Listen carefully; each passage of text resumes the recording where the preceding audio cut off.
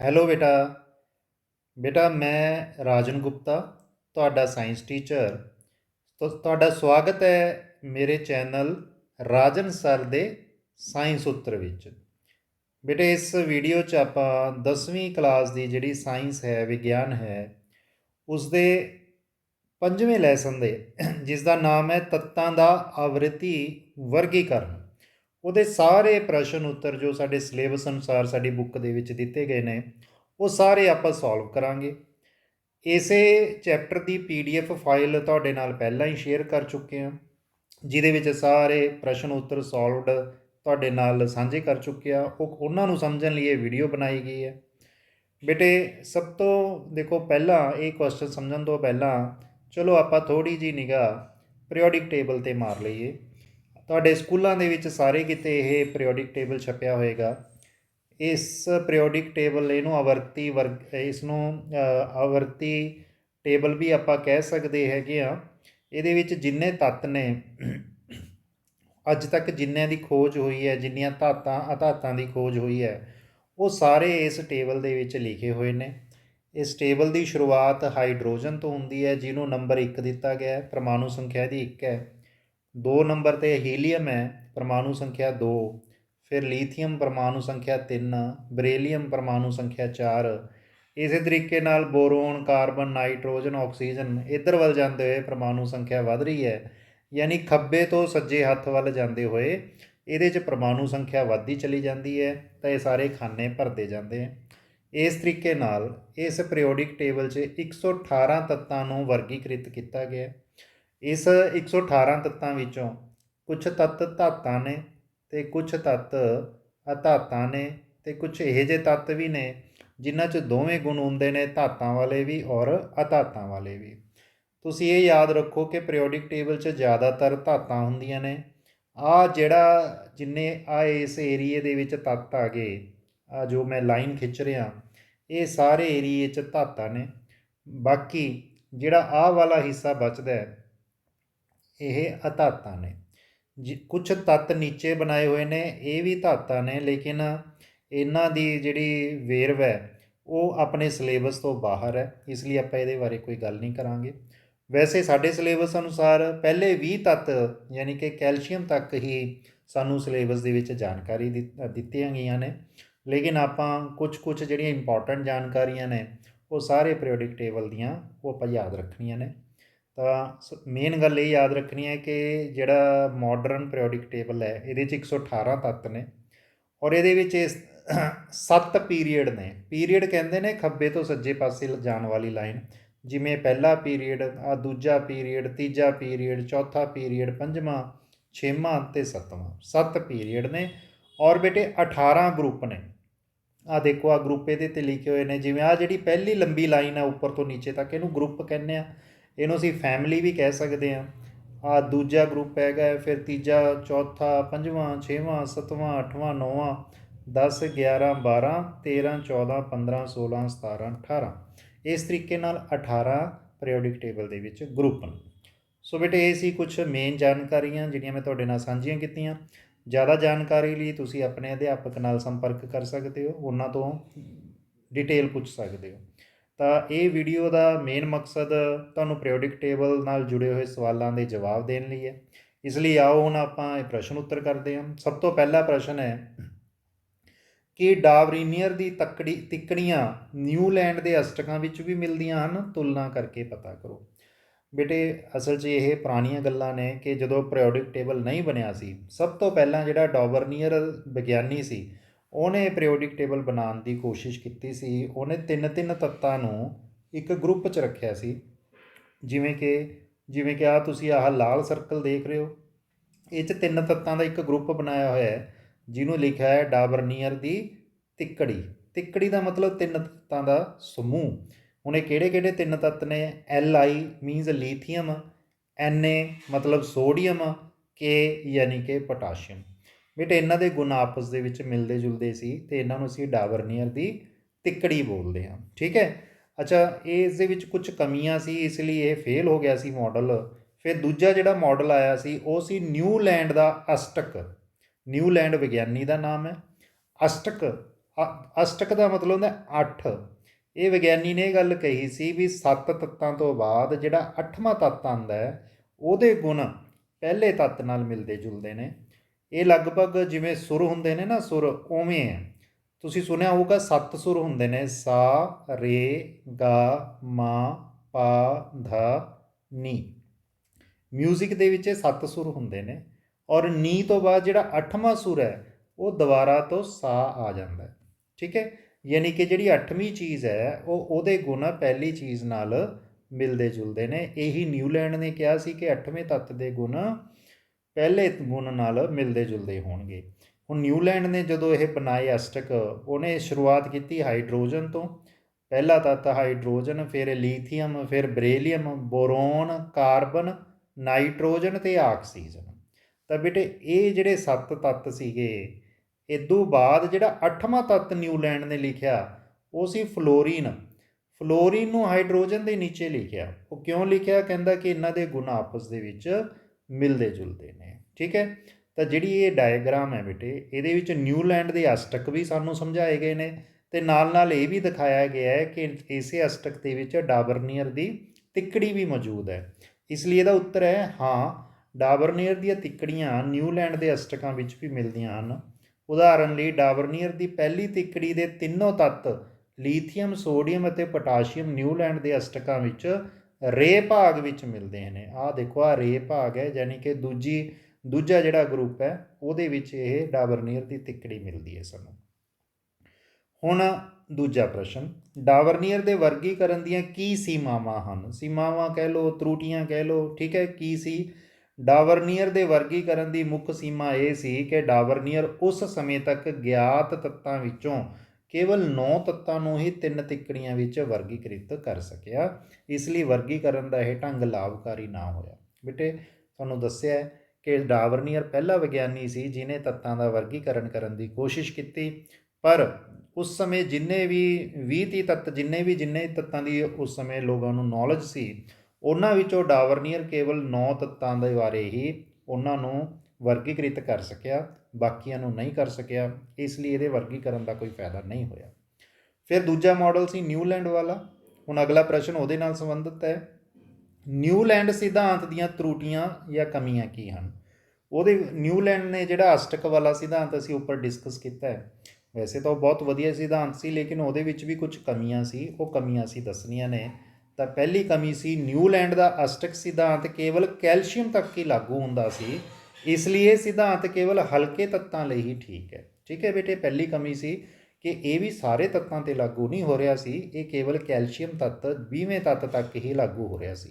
ਦੂਸਰਾ, ਨਿਊਲੈਂਡ ਅਨੁਸਾਰ ਕੁਦਰਤ ਵਿੱਚ ਕੇਵਲ 56 ਤੱਤ ਹੀ ਸਨ, ਇਸ ਲਈ ਉਸਨੇ ਕਲਪਨਾ ਕੀਤੀ ਭਵਿੱਖ ਵਿੱਚ ਕੋਈ ਵੀ ਹੋਰ ਤੱਤ ਨਹੀਂ ਲੱਭੇਗਾ, ਪਰੰਤੂ ਸਮਾਂ ਲੰਘਣ ਨਾਲ ਕਈ ਨਵੇਂ ਤੱਤ ਖੋਜੇ ਗਏ ਜਿਨ੍ਹਾਂ ਦੇ ਗੁਣ ਅਸ਼ਟਕ ਸਿਧਾਂਤ ਨਾਲ ਮੇਲ ਨਹੀਂ ਖਾਂਦੇ ਸਨ। ਇਹ ਬੇਟੇ ਦੂਜੀ ਕਮੀ ਆ ਗਈ ਕਿ ਨਿਊਲੈਂਡ ਤਾਂ ਕਹਿੰਦਾ ਸੀ ਕਿ 56 ਤੱਤ ਨੇ, ਇਸ ਤੋਂ ਵੱਧ ਕੋਈ ਹੋਰ ਖੋਜਿਆ ਨਹੀਂ ਜਾ ਸਕਦਾ, ਲੇਕਿਨ ਉਸ ਤੋਂ ਬਾਅਦ ਬਹੁਤ ਸਾਰੇ ਤੱਤਾਂ ਦੀ ਖੋਜ ਹੋਈ ਅਤੇ ਅੱਜ ਅਸੀਂ ਜਾਣਦੇ ਹਾਂ ਕਿ ਅੱਜ 118 ਤੱਤ ਹੋ ਚੁੱਕੇ ਨੇ। ਇਹ ਵੀ ਇੱਕ ਕਮੀ ਹੋ ਗਈ। ਤਾਂ ਤੀਸਰਾ, ਨਿਊਲੈਂਡ ਨੇ ਕੁਝ ਥਾਵਾਂ 'ਤੇ 2 ਤੱਤਾਂ ਨੂੰ ਇੱਕ ਥਾਂ 'ਤੇ ਰੱਖ ਦਿੱਤਾ, ਜਿਵੇਂ ਕਿ ਕੋਬਾਲਟ ਅਤੇ ਨਿਕਲ ਦੋਵੇਂ ਇੱਕ ਥਾਂ 'ਤੇ ਹਨ। ਬੇਟੇ ਇਹ ਕਮੀ ਸੀ। ਨਿਊਲੈਂਡ ਨੇ ਨਾ ਆਪਣੇ ਪੀਰੀਓਡਿਕ ਟੇਬਲ 'ਚ 2-2 ਤੱਤਾਂ ਦੇ ਜੋੜੇ ਬਣਾ ਕੇ ਇੱਕ ਥਾਂ 'ਤੇ ਰੱਖਤਾ, ਉਹਨੂੰ ਇਹ ਨਹੀਂ ਕਰਨਾ ਚਾਹੀਦਾ ਸੀ। ਅਤੇ ਚੌਥਾ ਹੈ, ਨਿਊਲੈਂਡ ਨੇ ਸਮਾਨ ਗੁਣਾਂ ਵਾਲੇ ਤੱਤਾਂ ਨੂੰ ਅਲੱਗ-ਅਲੱਗ ਥਾਵਾਂ 'ਤੇ ਰੱਖ ਦਿੱਤਾ, ਜਿਵੇਂ ਆਇਰਨ ਨੂੰ ਕੋਬਾਲਟ ਅਤੇ ਨਿਕਲ ਤੋਂ ਦੂਰ ਰੱਖਿਆ ਗਿਆ। ਹਾਂ ਬੇਟੇ, ਨਿਊਲੈਂਡ ਨੇ ਇਹ ਵੀ ਗਲਤੀ ਕੀਤੀ, ਉਹਨੇ ਜਿਹੜਾ ਲੋਹਾ ਆਇਰਨ, ਉਹਨੂੰ ਕੋਬਾਲਟ ਅਤੇ ਨਿਕਲ ਤੋਂ ਦੂਰ ਰੱਖਿਆ, ਜਦ ਕਿ ਜਿਹੜਾ ਲੋਹਾ ਹੈ ਉਹਦੇ ਗੁਣ ਕੋਬਾਲਟ ਅਤੇ ਨਿਕਲ ਨਾਲ ਮਿਲਦੇ ਜੁਲਦੇ ਨੇ।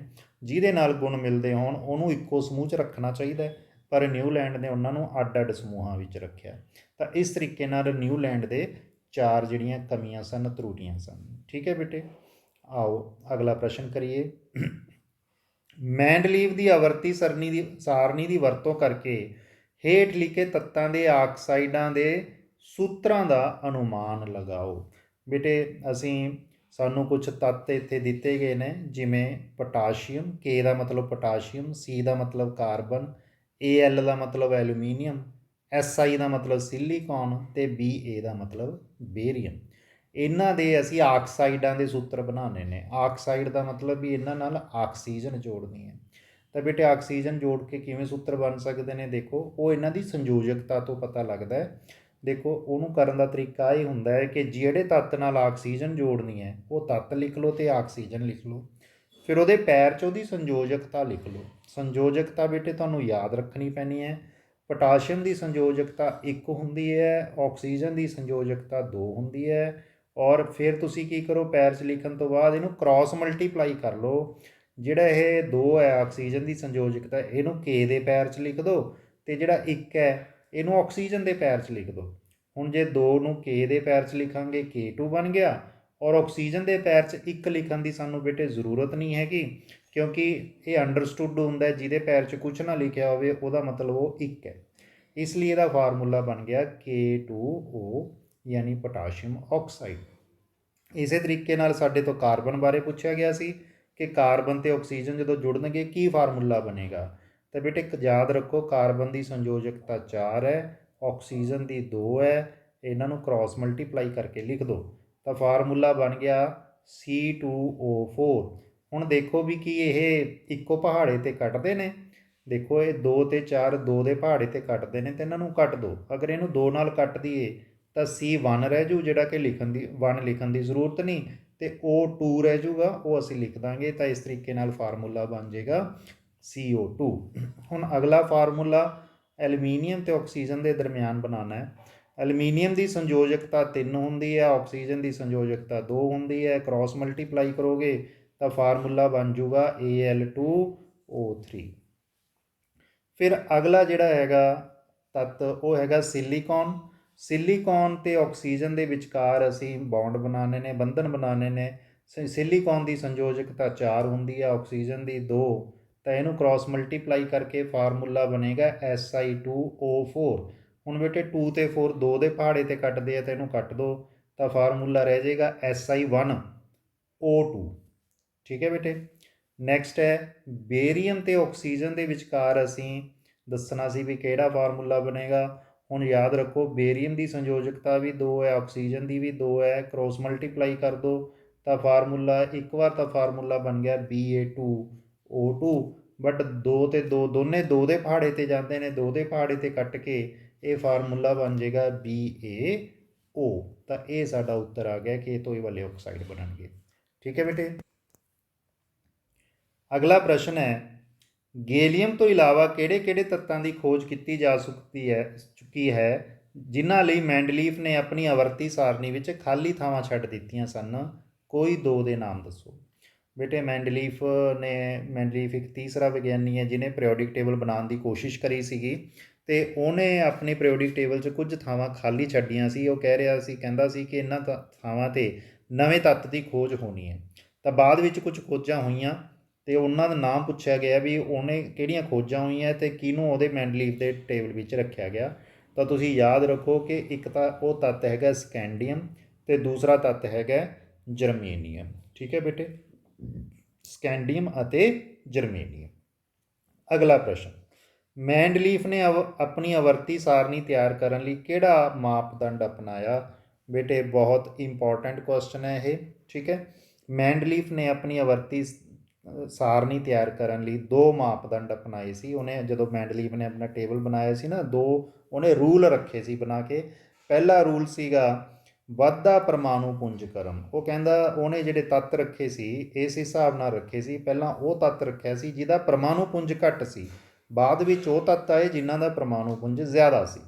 ਫਿਰ ਦੂਜੇ ਨੰਬਰ 'ਤੇ ਸਮਾਨ ਰਸਾਇਣਿਕ ਗੁਣਾਂ ਵਾਲੇ ਤੱਤਾਂ ਨੂੰ ਇੱਕ ਗਰੁੱਪ ਵਿੱਚ ਰੱਖਣਾ। ਉਹਦਾ ਜਿਹੜਾ ਇਹ ਦੂਜਾ ਰੂਲ ਸੀਗਾ ਉਹ ਇਹ ਸੀ ਵੀ ਜਿਨ੍ਹਾਂ ਤੱਤਾਂ ਦੇ ਗੁਣ ਆਪਸ ਵਿੱਚ ਮਿਲਦੇ ਜੁਲਦੇ ਹੋਣਗੇ ਮੈਂ ਉਹਨਾਂ ਨੂੰ ਇੱਕੋ ਗਰੁੱਪ ਵਿੱਚ ਰੱਖੂੰਗਾ। ਤਾਂ ਸਿਰਫ ਇਹ 2 ਰੂਲਸ ਦੇ ਆਧਾਰ 'ਤੇ ਉਹਨੇ ਆਪਣਾ ਸਾਰਾ ਪੀਰੀਓਡਿਕ ਟੇਬਲ ਯਾਨੀ ਆਵਰਤੀ ਸਾਰਣੀ ਤਿਆਰ ਕੀਤੀ ਸੀਗੀ।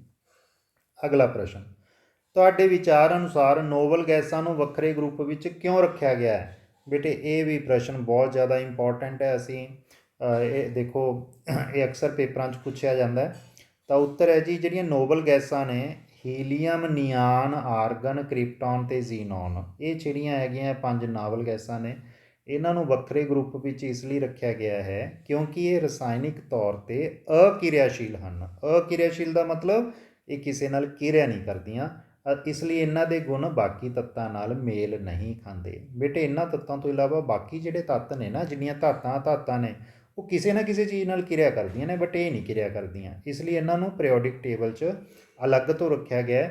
ਇਹਨਾਂ ਨੂੰ ਰੱਖਿਆ ਗਿਆ ਗਰੁੱਪ 18 ਵਿੱਚ। ਜੇਕਰ ਤੁਸੀਂ ਪੀਰੀਓਡਿਕ ਟੇਬਲ ਖੋਲ੍ਹ ਕੇ ਦੇਖੋ ਤਾਂ ਗਰੁੱਪ 18 ਵਿੱਚ ਉੱਪਰ ਤੋਂ ਨੀਚੇ ਤੱਕ ਇਹ ਸਾਰੀਆਂ ਨੋਬਲ ਗੈਸਾਂ ਹੀ ਹਨ। ਠੀਕ ਹੈ ਬੇਟੇ। ਅਗਲਾ ਪ੍ਰਸ਼ਨ, ਆਧੁਨਿਕ ਆਵਰਤੀ ਸਾਰਣੀ ਦੁਆਰਾ ਕਿਸ ਤਰ੍ਹਾਂ ਮੈਂਡਲੀਫ ਦੀ ਆਵਰਤੀ ਸਾਰਣੀ ਦੀਆਂ ਭਿੰਨ ਅਸੰਗਤੀਆਂ ਯਾਨੀ ਤਰੁੱਟੀਆਂ ਨੂੰ ਦੂਰ ਕੀਤਾ ਗਿਆ ਹੈ? ਹਾਂ ਬੇਟੇ, ਜਿਹੜਾ ਦੇਖੋ ਪੀਰੀਓਡਿਕ ਟੇਬਲ ਸਾਡੇ ਸਿਲੇਬਸ ਅਨੁਸਾਰ 4 ਸਟੈਪਾਂ ਵਿੱਚ ਤਿਆਰ ਹੋਇਆ। ਪਹਿਲੇ ਸਟੈਪ ਦੇ ਵਿੱਚ ਅਸੀਂ ਪੜ੍ਹਿਆ ਡਾਵਰਨੇਅਰ ਦੀਆਂ ਤਿੱਕੜੀਆਂ ਬਣੀਆਂ। ਦੂਜੇ ਸਟੈਪ ਦੇ ਵਿੱਚ ਨਿਊਲੈਂਡ ਦੇ ਅਸ਼ਟਕ ਬਣੇ। ਤੀਜੇ ਸਟੈਪ ਦੇ ਵਿੱਚ ਮੈਂਡਲੀਫ ਨੇ ਪੀਰੀਓਡਿਕ ਟੇਬਲ ਬਣਾਉਣ ਦੀ ਕੋਸ਼ਿਸ਼ ਕੀਤੀ। ਅਤੇ ਚੌਥੇ ਸਟੈਪ ਦੇ ਵਿੱਚ ਆਧੁਨਿਕ ਆਵਰਤੀ ਸਾਰਣੀ, ਜਿਹਨੂੰ ਮਾਡਰਨ ਪੀਰੀਓਡਿਕ ਟੇਬਲ ਕਹਿੰਦੇ ਆ, ਅੱਜ ਵੀ ਜਿਹੜਾ ਚੱਲ ਰਿਹਾ ਉਹ ਬਣਿਆ। ਅਤੇ ਉਹਨੇ ਮੈਂਡਲੀਫ ਦੇ ਆਵਰਤੀ ਸਾਰਣੀ ਦੇ ਵਿੱਚ ਜਿਹੜੀਆਂ ਤਰੁੱਟੀਆਂ ਸੀ ਉਹ ਦੂਰ ਕਰਤੀਆਂ। ਕਿਹੜੀਆਂ ਤਰੁੱਟੀਆਂ ਨੂੰ ਦੂਰ ਕੀਤਾ? ਦੇਖੋ, ਪਹਿਲੀ ਤਰੁੱਟੀ ਜਿਹੜੀ ਦੂਰ ਕੀਤੀ ਗਈ ਉਹ ਸੀ ਹਾਈਡਰੋਜਨ ਦੀ ਸਥਿਤੀ। ਆਧੁਨਿਕ ਆਵਰਤੀ ਸਾਰਣੀ ਵਿੱਚ ਹਾਈਡਰੋਜਨ ਨੂੰ ਗਰੁੱਪ 1 ਵਿੱਚ ਰੱਖਿਆ ਗਿਆ ਹੈ ਕਿਉਂਕਿ ਹਾਈਡਰੋਜਨ ਦੇ ਸੰਯੋਜਕ ਸੈੱਲ ਵਿੱਚ ਕੇਵਲ 1 ਇਲੈਕਟ੍ਰੋਨ ਹੈ। ਬੇਟੇ, ਹਾਈਡਰੋਜਨ ਦੀ ਇਲੈਕਟ੍ਰੋਨਿਕ ਜੇ ਆਪਾਂ ਵੰਡ ਦੇਖ ਲਈਏ ਨਾ, ਉਹ 'ਚ 1 ਇਲੈਕਟ੍ਰੋਨ ਹੈ। ਜਿਹਦੇ ਬਾਹਰਲੇ ਸ਼ੈੱਲ 'ਚ 1 ਇਲੈਕਟ੍ਰੋਨ ਹੈ ਉਹਨੂੰ ਪਹਿਲੇ ਗਰੁੱਪ 'ਚ ਰੱਖਿਆ ਗਿਆ। ਇਸ ਤਰੀਕੇ ਨਾਲ ਹਾਈਡਰੋਜਨ ਦੀ ਸਥਿਤੀ ਕਲੀਅਰ ਹੋ ਗਈ। ਦੂਸਰਾ, ਸਮਸਥਾਨਕਾਂ ਦੀ ਸਥਿਤੀ।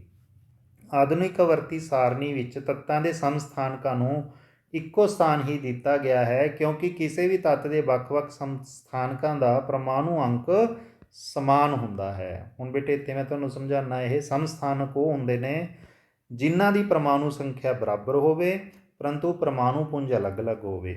ਜਿਵੇਂ ਕਾਰਬਨ ਦੇ 2 ਰੂਪ ਨੇ, ਦੋਨਾਂ ਦੀ ਪਰਮਾਣੂ ਸੰਖਿਆ 6 ਹੈ ਪਰ ਪਰਮਾਣੂ ਪੁੰਜ ਸੰਖਿਆ 12 ਅਤੇ 14 ਹੈ।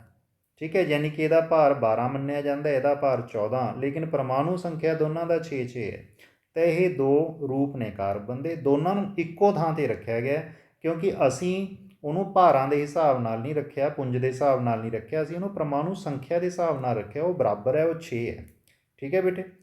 ਤੀਸਰਾ ਪੁਆਇੰਟ, ਪਰਮਾਣੂ ਪੁੰਜਾਂ ਵਿੱਚ ਅਨਿਯਮਿਤਤਾ।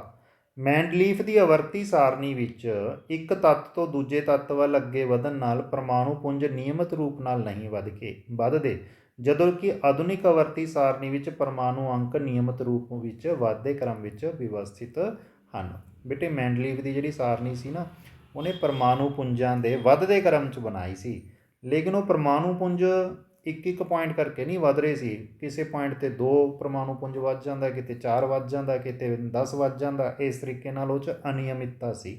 ਲੇਕਿਨ ਹੁਣ ਅਸੀਂ ਬਣਾ ਲਈ ਜਿਹੜੀ ਮਾਡਰਨ ਆਵਰਤੀ ਸਾਰਣੀ, ਇਹ ਪਰਮਾਣੂ ਸੰਖਿਆ ਯਾਨੀ ਪਰਮਾਣੂ ਅੰਕ ਦੇ ਹਿਸਾਬ ਨਾਲ ਹੈ ਔਰ ਇਹ ਪਰਮਾਣੂ ਅੰਕ ਇੱਕ ਕਰਕੇ ਵੱਧਦੇ ਹੈ। ਜਿਵੇਂ ਹਾਈਡਰੋਜਨ ਦਾ ਪਰਮਾਣੂ ਅੰਕ 1 ਹੈ, ਹੀਲੀਅਮ ਦਾ 2 ਹੈ, ਲੀਥੀਅਮ ਦਾ 3 ਹੈ, ਬਰੇਲੀਅਮ ਦਾ 4 ਹੈ। ਇਸ ਤਰੀਕੇ ਨਾਲ ਵੱਧਦੇ ਹੈ।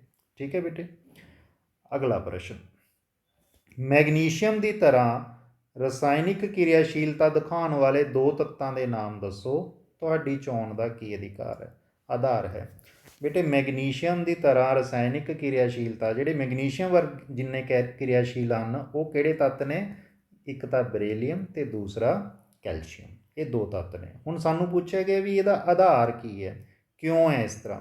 ਤਾਂ ਦੇਖੋ, ਜਿਹੜਾ ਮੈਗਨੀਸ਼ੀਅਮ ਹੈ ਉਹਦੀ ਪਰਮਾਣੂ ਅੰਕ 12 ਹੈ ਅਤੇ ਉਹਦੀ ਵੰਡ ਹੈਗੀ ਹੈ 2, 8, 2, ਯਾਨੀ ਇਹ 'ਚ 3 ਸ਼ੈੱਲ ਨੇ ਅਤੇ ਤੀਜੇ ਸ਼ੈੱਲ 'ਚ 2 ਇਲੈਕਟ੍ਰੋਨ ਨੇ, ਜਿਹਨੂੰ ਅਸੀਂ ਸੰਯੋਜਕ ਸ਼ੈੱਲ ਕਹਿ ਦਿੰਦੇ ਹਾਂ, ਬਾਹਰਲਾ ਸ਼ੈੱਲ ਵੀ ਕਹਿ ਦਿੰਦੇ ਹਾਂ। ਇਹ 'ਚ 2 ਇਲੈਕਟ੍ਰੋਨ ਨੇ ਅਤੇ ਇਹਦੀ ਸੰਯੋਜਕਤਾ 2 ਹੈ। ਬੇਟੇ, ਜਿਨ੍ਹਾਂ ਤੱਤਾਂ ਦੀ ਸੰਯੋਜਕਤਾ ਆਪਸ 'ਚ ਮਿਲਦੀ ਹੋਵੇ ਉਹਨਾਂ ਦਾ ਗੁਣ ਵੀ ਮਿਲਦੇ ਹੁੰਦੇ ਨੇ। ਠੀਕ ਹੈ। ਅਸੀਂ ਕਿਹਾ ਬਰੇਲੀਅਮ ਅਤੇ ਕੈਲਸ਼ੀਅਮ ਦੇ ਗੁਣ ਮੈਗਨੀਸ਼ੀਅਮ ਨਾਲ ਮਿਲਦੇ ਆ। ਪਤਾ ਕਿਉਂ ਮਿਲਦੇ ਆ? ਕਿਉਂਕਿ ਜਿਹੜਾ ਬਰੇਲੀਅਮ ਹੈ ਉਹਦੀ ਪਰਮਾਣੂ ਸੰਖਿਆ 4 ਹੈ ਅਤੇ ਇਹਦੀ ਵੰਡ 2 ਹੈ, ਯਾਨੀ ਇਹਦੇ ਬਾਹਰਲੇ ਸ਼ੈੱਲ 'ਚ 2 ਇਲੈਕਟ੍ਰੋਨ ਨੇ, ਇਹਦੀ ਸੰਯੋਜਕਤਾ ਵੀ 2 ਹੈ। ਅਤੇ ਜਿਹੜਾ ਕੈਲਸ਼ੀਅਮ ਹੈ ਇਹਦੀ ਪਰਮਾਣੂ ਸੰਖਿਆ 20 ਹੈ ਅਤੇ ਇਹਦੀ ਵੰਡ ਹੈਗੀ ਹੈ 2, 8, 8, 2, ਯਾਨੀ ਇਸ ਦੇ ਬਾਹਰਲੇ ਸ਼ੈੱਲ ਵਿੱਚ ਵੀ 2 ਇਲੈਕਟ੍ਰੋਨ ਨੇ ਅਤੇ ਇਹਦੀ ਸੰਯੋਜਕਤਾ ਵੀ 2 ਹੈ। ਹੁਣ ਮੈਗਨੀਸ਼ੀਅਮ ਦੀ ਸੰਯੋਜਕਤਾ ਵੀ 2 ਹੈ, ਬਰੀਲੀਅਮ ਦੀ ਵੀ 2 ਹੈ, ਕੈਲਸ਼ੀਅਮ ਦੀ ਵੀ 2 ਹੈ, ਕਿਉਂਕਿ ਤਿੰਨਾਂ ਦੀ ਸੰਯੋਜਕਤਾ ਬਰਾਬਰ ਹੈ, ਇਸ ਕਰਕੇ ਇਹਨਾਂ ਦੇ ਗੁਣ ਵੀ ਇੱਕ ਦੂਜੇ ਨਾਲ ਮਿਲਦੇ ਜੁਲਦੇ ਨੇ। ਇਹ ਸਾਰਾ ਵੇਰਵਾ ਇੱਥੇ ਦਿੱਤਾ ਗਿਆ ਹੈ, ਤੁਸੀਂ ਆਪਣੇ ਨੋਟਸ ਪੜ੍ਹ ਸਕਦੇ ਹੋ ਅਤੇ ਤੁਹਾਨੂੰ ਹੁਣ ਸਮਝ ਆ ਜਾਏਗਾ। ਬੇਟੇ ਅਗਲਾ ਪ੍ਰਸ਼ਨ, ਅਸੀਂ ਨਾਮ ਦੱਸਣੇ ਆ 3 ਤੱਤ ਜਿਨ੍ਹਾਂ ਦੇ ਸਭ ਤੋਂ ਬਾਹਰਲੇ ਸ਼ੈੱਲ ਵਿੱਚ ਇੱਕ ਇਲੈਕਟ੍ਰੋਨ ਮੌਜੂਦ ਹੁੰਦਾ ਹੈ, ਉਹਨਾਂ ਦੇ ਨਾਮ ਦੱਸਣੇ। 3 ਤੱਤਾਂ ਦੇ ਜਿਨ੍ਹਾਂ ਦੇ ਬਾਹਰਲੇ ਸ਼ੈੱਲ 'ਚ ਇੱਕ ਇਲੈਕਟ੍ਰੋਨ ਹੁੰਦਾ। ਬੇਟੇ ਉਹ 3 ਤੱਤ ਨੇ ਲੀਥੀਅਮ, ਸੋਡੀਅਮ ਅਤੇ ਪੋਟਾਸ਼ੀਅਮ। ਇਹਨਾਂ ਦੇ ਬਾਹਰਲੇ ਸ਼ੈੱਲਾਂ 'ਚ ਦੇਖੋ ਇੱਕ ਇਲੈਕਟ੍ਰੋਨ ਹੈ। ਕਿਵੇਂ? ਲੀਥੀਅਮ ਦੀ ਪਰਮਾਣੂ ਅੰਕ 3 ਅਤੇ ਵੰਤਰ ਜਿਹਦੀ ਇਲੈਕਟ੍ਰੋਨੀ ਤਰਤੀਬ ਦੇਖ ਲਈਏ 2 1, ਤਾਂ ਇਹਦੇ ਬਾਹਰਲੇ ਸ਼ੈੱਲ 'ਚ ਇੱਕ ਇਲੈਕਟ੍ਰੋਨ ਹੋ ਗਿਆ। ਸੋਡੀਅਮ ਦਾ ਪਰਮਾਣੂ ਅੰਕ 11 ਅਤੇ ਤਰਤੀਬ ਬਣ ਗਈ 2 8 1, ਦੇਖੋ ਇਹਦੇ ਬਾਹਰਲੇ ਸ਼ੈੱਲ 'ਚ ਵੀ ਇੱਕ ਇਲੈਕਟ੍ਰੋਨ ਹੋ ਗਿਆ। ਪੋਟਾਸ਼ੀਅਮ ਦਾ ਪਰਮਾਣੂ ਅੰਕ 19 ਅਤੇ ਇਹਦੀ ਤਰਤੀਬ ਬਣ ਗਈ 2 8 8 1, ਇਹਦੇ ਬਾਹਰਲੇ ਸ਼ੈੱਲ 'ਚ ਵੀ ਇੱਕ ਇਲੈਕਟ੍ਰੋਨ ਹੋ ਗਿਆ। ਠੀਕ ਹੈ ਬੇਟੇ, ਇਹ ਹੋ ਗਿਆ ਪਹਿਲਾ ਪ੍ਰਸ਼ਨ। ਦੂਜਾ ਪੁੱਛਿਆ ਗਿਆ ਸੀ 2 ਤੱਤ ਜਿਨ੍ਹਾਂ ਦੇ ਬਾਹਰਲੇ ਸ਼ੈੱਲ ਵਿੱਚ 2 ਇਲੈਕਟ੍ਰੋਨ ਮੌਜੂਦ ਹਨ। ਲਓ ਜੀ, ਇਹ ਤਾਂ ਆਪਾਂ ਹੁਣੀ ਪਿੱਛੇ ਕਰਕੇ ਆਏ ਹਾਂ। ਉਹ ਕਿਹੜੇ 2 ਤੱਤ ਨੇ ਜਿਨ੍ਹਾਂ ਦੇ ਬਾਹਰ 2 ਇਲੈਕਟ੍ਰੋਨ ਨੇ? ਅਸੀਂ ਪੜ੍ਹ ਕੇ ਆਏ ਹਾਂ ਹੁਣੇ, ਇੱਕ ਤਾਂ ਬਰੇਲੀਅਮ ਅਤੇ ਇੱਕ ਮੈਗਨੀਸ਼ੀਅਮ, ਬਲਕਿ ਅਸੀਂ ਤਾਂ 3 ਪੜ੍ਹ ਕੇ ਆਏ ਹਾਂ। ਇੱਕ ਤੀਜਾ ਜਿਹੜਾ ਤੱਤ ਹੈਗਾ ਉਹ ਕੈਲਸ਼ੀਅਮ ਵੀ ਅਸੀਂ ਕਹਿ ਸਕਦੇ ਹਾਂ। ਦੇਖੋ ਇਹਨਾਂ ਦੇ ਬਾਹਰਲੇ ਤੱਤ ਸ਼ੈੱਲ ਵਿੱਚ 2 ਇਲੈਕਟ੍ਰੋਨ ਨੇ। ਫਿਰ ਤੀਜਾ ਇਹਨਾਂ ਨੇ ਪੁੱਛਿਆ ਸੀਗਾ 3 ਤੱਤ ਜਿਨ੍ਹਾਂ ਦਾ ਬਾਹਰਲਾ ਸ਼ੈੱਲ ਪੂਰਾ ਹੈ। ਬੇਟੇ ਦੇਖੋ ਬਾਹਰਲਾ ਸ਼ੈੱਲ ਪੂਰਾ, ਜੇ ਕਿਸੇ ਕੋਲ ਇੱਕ ਸ਼ੈੱਲ ਹੈ ਉਹ 2 ਇਲੈਕਟ੍ਰੋਨਾਂ ਨਾਲ ਪੂਰਾ ਹੋ ਜਾਂਦਾ। ਜੇ ਇੱਕ ਤੋਂ ਜ਼ਿਆਦਾ ਸ਼ੈੱਲ ਨੇ ਤਾਂ ਉਹਨਾਂ ਨੂੰ ਪੂਰਾ ਕਰਨ ਲਈ ਬਾਹਰਲੇ ਸ਼ੈੱਲ 'ਚ 8 ਇਲੈਕਟ੍ਰੋਨ ਹੋਣੇ ਚਾਹੀਦੇ ਨੇ। ਤਾਂ ਅਸੀਂ 3 ਤੱਤ ਦੱਸਣੇ ਆ ਜਿਹੜੇ ਪੂਰੇ ਨੇ। ਪਹਿਲਾ ਹੈਗਾ ਹੀਲੀਅਮ। ਹੀਲੀਅਮ ਕੋਲੇ ਪਰਮਾਣੂ ਅੰਕ 2 ਹੈ, 2 ਇਲੈਕਟ੍ਰੋਨ ਨੇ ਜਿਹੜੇ ਕਿ ਪਹਿਲੇ ਸ਼ੈੱਲ 'ਚ ਹੀ ਨੇ, ਇਸ ਲਈ ਪਹਿਲਾ ਸ਼ੈੱਲ ਪੂਰਾ ਹੈ। ਨਿਓਨ ਕੋਲੇ 10 ਇਲੈਕਟ੍ਰੋਨ ਨੇ, ਜਿਹਦੀ ਵੰਡ ਹੋਈ 2 8। ਲਓ ਜੀ, ਇਹਦਾ ਦੂਜਾ ਸ਼ੈੱਲ ਪੂਰਾ ਹੈ, ਇਹਦਾ ਪਹਿਲਾ ਸ਼ੈੱਲ ਪੂਰਾ ਹੈ। ਫਿਰ ਆਰਗਨ 18, 2 8 8 ਅਤੇ ਇਹਦਾ ਤੀਜਾ ਸ਼ੈੱਲ ਜਿਹੜਾ ਹੈਗਾ ਇਹ ਪੂਰਾ ਹੈਗਾ। ਹਾਂਜੀ, ਅਗਲਾ ਪ੍ਰਸ਼ਨ ਹੈ ਬੇਟੇ, ਚੌਥੇ ਪ੍ਰਸ਼ਨ ਦੇ 2 ਭਾਗ ਨੇ। ਪਹਿਲਾ ਭਾਗ ਹੈ ਲੀਥੀਅਮ, ਸੋਡੀਅਮ, ਪੋਟਾਸ਼ੀਅਮ ਸਾਰੀਆਂ ਹੀ ਧਾਤਾਂ ਹਨ ਜੋ ਪਾਣੀ ਨਾਲ ਪ੍ਰਤੀਕਿਰਿਆ ਕਰਕੇ ਹਾਈਡਰੋਜਨ ਗੈਸ ਮੁਕਤ ਕਰਦੀਆਂ ਹਨ। ਕੀ ਇਹਨਾਂ ਤੱਤਾਂ ਦੇ ਪਰਮਾਣੂਆਂ ਵਿੱਚ ਕੋਈ ਸਮਾਨਤਾ ਹੈ? ਹਾਂ, ਅਸੀਂ ਪਹਿਲਾਂ ਇਸੇ ਦਾ ਉੱਤਰ ਦਿੰਦੇ ਹਾਂ। ਉੱਤਰ ਹੈ ਹਾਂ, ਲੀਥੀਅਮ, ਸੋਡੀਅਮ ਅਤੇ ਪੋਟਾਸ਼ੀਅਮ ਦੇ ਪਰਮਾਣੂਆਂ ਵਿੱਚ ਰਸਾਇਣਿਕ ਸਮਾਨਤਾ ਹੈ। ਕੀ ਹੈ? ਇਹ ਤਿੰਨੇ ਤੱਤ ਆਧੁਨਿਕ ਆਵਰਤੀ ਸਾਰਣੀ ਦੇ ਗਰੁੱਪ 1 ਵਿੱਚ ਸਥਿਤ ਨੇ, ਪਹਿਲੇ ਹੀ ਗਰੁੱਪ 'ਚ ਸਥਿਤ ਨੇ, ਅਤੇ ਇਹਨਾਂ ਦੇ ਬਾਹਰਲੇ ਸ਼ੈੱਲ ਵਿੱਚ ਇੱਕ ਇਲੈਕਟ੍ਰੋਨ ਮੌਜੂਦ ਹੁੰਦਾ ਹੈ। ਬੇਟੇ ਲੀਥੀਅਮ, ਸੋਡੀਅਮ, ਪੋਟਾਸ਼ੀਅਮ 3 ਪਰਮਾਣੂ ਸੰਖਿਆ 11 ਅਤੇ 19, ਇਹਦੀ ਤਰਤੀਬ 2 1 2 8 1 ਅਤੇ 2 8 8 1। ਤਰਤੀਬ ਇਹ ਹੈ, ਤਿੰਨਾਂ ਦੇ ਬਾਹਰਲੇ ਸ਼ੈੱਲ 'ਚ ਇੱਕ ਇਲੈਕਟ੍ਰੋਨ ਮੌਜੂਦ ਹੈ, ਇਸ ਲਈ ਇਹਨਾਂ ਦੀ ਰਸਾਇਣਿਕ ਜਿਹੜੇ ਗੁਣ ਨੇ ਉਹ ਵੀ ਇੱਕ ਦੂਜੇ ਨਾਲ ਮਿਲਦੇ ਜੁਲਦੇ ਨੇ। ਠੀਕ ਹੈ ਬੇਟੇ, ਵੀਡੀਓ ਸਮਝ ਆ ਰਹੀ ਹੈ ਤੁਹਾਨੂੰ? ਪ੍ਰਸ਼ਨ ਸਮਝ ਆ ਰਹੇ ਨੇ? ਅਗਰ ਤੁਸੀਂ ਹੋਰ ਲੈਸਨਾਂ ਦੇ ਵੀ ਪ੍ਰਸ਼ਨ ਸਮਝਣਾ ਚਾਹੁੰਦੇ ਹੋ, ਤੁਹਾਡਾ ਸਾਰਾ ਸਿਲੇਬਸ ਸਮਝਣਾ ਚਾਹੁੰਦੇ ਹੋ, ਤਾਂ ਜਿਹੜਾ ਸਾਡਾ ਚੈਨਲ ਹੈ ਰਾਜਨ ਸਰ ਕੇ ਸਾਇੰਸ ਸੂਤਰ, ਇਹਦੇ ਸਾਰੀਆਂ ਵੀਡੀਓਜ਼ ਤੁਸੀਂ ਦੇਖੋ। ਕਿਵੇਂ ਲੱਗੀਆਂ ਦੱਸਣਾ, ਆਪਦਾ ਤਜਰਬਾ ਦੱਸਣਾ, ਔਰ ਕੀ ਤੁਸੀਂ ਸਮਝਣਾ ਚਾਹੁੰਦੇ ਹੋ ਤੁਸੀਂ ਕਮੈਂਟ ਦੇ ਵਿੱਚ ਲਿਖ ਸਕਦੇ ਹੈਗੇ ਹੋ, ਅਤੇ ਇਹਨੂੰ ਸਬਸਕ੍ਰਾਈਬ ਕਰ ਸਕਦੇ ਹੋ ਚੈਨਲ ਨੂੰ। ਚਲੋ ਹੁਣ ਆਪਾਂ 20 ਪ੍ਰਸ਼ਨ ਕਰਦੇ ਹਾਂ। ਹੀਲੀਅਮ ਇੱਕ ਅਕਿਰਿਆਸ਼ੀਲ ਗੈਸ ਹੈ, ਨਿਆਨ ਵੀ ਇੱਕ ਬਹੁਤ ਘੱਟ ਕਿਰਿਆਸ਼ੀਲ ਗੈਸ ਹੈ, ਇਹਨਾਂ ਦੋਨਾਂ ਦੇ ਪਰਮਾਣੂਆਂ ਵਿੱਚ ਕੀ ਸਮਾਨਤਾ ਹੈ? ਬੇਟੇ ਦੇਖੋ, ਹੀਲੀਅਮ ਅਤੇ ਨਿਆਨ ਦੋਵੇਂ ਹੀ ਨੋਬਲ ਗੈਸਾਂ ਨੇ। ਇਹਨਾਂ ਦੇ ਬਾਹਰਲੇ ਸ਼ੈੱਲ ਭਰੇ ਹੋਏ ਹੁੰਦੇ ਨੇ। ਹੀਲੀਅਮ ਦੇ ਬਾਹਰਲੇ ਸ਼ੈੱਲ ਵਿੱਚ 2 ਇਲੈਕਟ੍ਰੋਨ ਹੁੰਦੇ ਨੇ, ਜਦਕਿ ਨਿਆਨ ਦੇ ਬਾਹਰਲੇ ਸ਼ੈੱਲ ਵਿੱਚ 8 ਇਲੈਕਟ੍ਰੋਨ ਹੁੰਦੇ ਹਨ। ਇਸ ਤਰ੍ਹਾਂ ਇਹਨਾਂ ਦੋਵਾਂ ਦੇ ਪਰਮਾਣੂ ਪੂਰੀ ਤਰ੍ਹਾਂ ਭਰੇ ਨੇ, ਜਿਸ ਕਰਕੇ ਇਹ ਰਸਾਇਣਿਕ ਰੂਪ ਵਿੱਚ ਅਕਿਰਿਆਸ਼ੀਲ ਹਨ। ਬੇਟੇ ਜਿਹਦਾ ਬਾਹਰਲਾ ਸ਼ੈੱਲ ਭਰਿਆ ਹੁੰਦਾ ਨਾ, ਉਹ ਕਿਸੇ ਨਾਲ ਕਿਰਿਆ ਨਹੀਂ ਕਰਦਾ, ਕਿਉਂਕਿ ਕਿਰਿਆ ਕਰੀ ਜਾਂਦੀ ਹੁੰਦੀ ਹੈ ਇਲੈਕਟ੍ਰੋਨ ਲੈਣ ਲਈ ਜਾਂ ਇਲੈਕਟ੍ਰੋਨ ਦੇਣ ਲਈ। ਪਰ ਜਿਹਦਾ ਸ਼ੈੱਲ ਭਰਿਆ ਹੋਵੇ ਉਹ ਨਾ ਇਲੈਕਟ੍ਰੋਨ ਲੈਂਦਾ, ਨਾ ਦਿੰਦਾ, ਨਾ ਸਾਂਝੇ ਕਰਦਾ, ਇਸ ਲਈ ਇਹਨਾਂ ਨੂੰ ਕਿਸੇ ਨਾਲ ਕਿਰਿਆ ਕਰਨ ਦੀ ਜ਼ਰੂਰਤ ਹੀ ਨਹੀਂ। ਤਾਂ ਹੀ ਤਾਂ ਇਹ ਨੋਬਲ ਗੈਸਾਂ ਨੇ। ਨੋਬਲ ਗੈਸਾਂ ਯਾਨੀ ਅਕਿਰਿਆਸ਼ੀਲ ਗੈਸਾਂ ਨੇ। ਬੇਟੇ ਅਗਲਾ ਪ੍ਰਸ਼ਨ, ਆਧੁਨਿਕ ਆਵਰਤੀ ਸਾਰਣੀ ਵਿੱਚ ਪਹਿਲੇ 10 ਤੱਤਾਂ ਵਿੱਚੋਂ ਕਿਹੜੀਆਂ ਧਾਤਾਂ ਨੇ? ਬੇਟੇ ਪਹਿਲੇ 10 ਤੱਤ ਕਿਹੜੇ ਨੇ? ਪਹਿਲਾ ਹੈ ਹਾਈਡਰੋਜਨ, ਫਿਰ ਹੈ ਹੀਲੀਅਮ, ਫਿਰ lithium, beryllium, boron, carbon, nitrogen, oxygen, fluorine ਤੇ ਨਿਓਨ, ਇਹ ਪਹਿਲੇ 10 ਨੇ। ਸਾਨੂੰ ਪੁੱਛਿਆ ਗਿਆ ਸੀ ਇਹਨਾਂ 'ਚੋਂ ਧਾਤਾਂ ਕਿਹੜੀਆਂ ਕਿਹੜੀਆਂ ਨੇ, ਤਾਂ ਇਹਨਾਂ 'ਚੋਂ ਬੇਟੇ ਸਿਰਫ 2 ਹੀ ਧਾਤਾਂ ਨੇ, ਇੱਕ ਤਾਂ ਲੀਥੀਅਮ ਤੇ ਇੱਕ ਬਰੀਲੀਅਮ। ਤਾਂ ਜੇ ਧਾਤਾਂ 2 ਨੇ, ਬਾਕੀ ਕੀ ਨੇ? ਬਾਕੀ ਜ਼ਿਆਦਾਤਰ ਅਧਾਤਾਂ ਨੇ। ਠੀਕ ਹੈ ਬੇਟੇ, ਬਾਕੀ ਅਧਾਤਾਂ ਨੇ। 6ਵਾਂ ਪ੍ਰਸ਼ਨ, ਆਵਰਤੀ ਸਾਰਣੀ ਵਿੱਚ ਇਹਨਾਂ ਦੇ ਸਥਾਨ ਤੇ ਆਧਾਰ ਤੇ ਇਹਨਾਂ ਵਿੱਚੋਂ ਕਿਸ ਤੱਤ ਵਿੱਚ ਸਭ ਤੋਂ ਵੱਧ ਧਾਤਵੀ ਗੁਣ ਹੈ? ਸਾਨੂੰ ਤੱਤ ਦਿੱਤੇ ਗਏ ਨੇ ਗੈਲੀਅਮ, ਜਰਮੇਨੀਅਮ, ਆਰਸੈਨਿਕ, ਸਲੇਨੀਅਮ ਤੇ ਬਰੇਲੀਅਮ। ਬੇਟੇ ਸਾਨੂੰ ਇਹਨਾਂ 5 ਤੱਤਾਂ 'ਚੋਂ ਅਸੀਂ ਦੱਸਣਾ ਹੈ ਕਿਹਦੇ ਵਿੱਚ ਧਾਤਵੀ ਗੁਣ ਜ਼ਿਆਦਾ ਹੁੰਦੇ ਨੇ। ਤਾਂ ਉੱਤਰ ਹੈ ਆਧੁਨਿਕ ਆਵਰਤੀ ਸਾਰਣੀ ਦੇ ਖੱਬੇ ਪਾਸੇ ਧਾਤਾਂ ਨੇ ਅਤੇ ਸੱਜੇ ਪਾਸੇ ਅਧਾਤਾਂ ਨੇ। ਜਿਵੇਂ ਕਿ ਇਸ ਵੀਡੀਓ ਦੇ ਸ਼ੁਰੂਆਤ ਦੇ ਵਿੱਚ ਹੀ ਤੁਹਾਨੂੰ ਮੈਂ ਸਮਝਾਇਆ ਹੈ ਕਿ ਆਵਰਤੀ ਸਾਰਣੀ ਦੇ ਖੱਬੇ ਪਾਸੇ ਧਾਤਾਂ ਹੁੰਦੀਆਂ, ਸੱਜੇ ਪਾਸੇ ਅਧਾਤਾਂ ਹੁੰਦੀਆਂ ਨੇ।